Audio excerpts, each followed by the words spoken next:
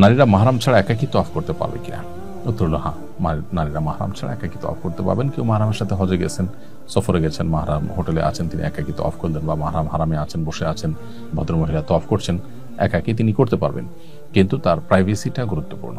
তার জন্য যদি রিস্কি হয়, পর্দার খেলাফ হয়, সেখানে অসাধু অসৎ মানুষজন অনেকে সেখানে পকেট মারের জন্য যায়, অন্যান্য খারাপ উদ্দেশ্যে কেউ যেয়ে থাকতে পারে। তো এই জন্য নিরাপদ হয়, ভালো হয় নিজের কোনো মাহরামকে সাথে নিয়ে তওয়াফ করা এবং তিনি তার সিকিউরিটি এবং সেফটি বিষয়টা দেখা এবং তাকে সাহায্য করা। কিন্তু একাকী তওয়াফ করতে চাইলে, বিশেষ করে তিনি যদি সতর্কতার সাথে নিজের মতো করে করতে চান, করতে পারবেন।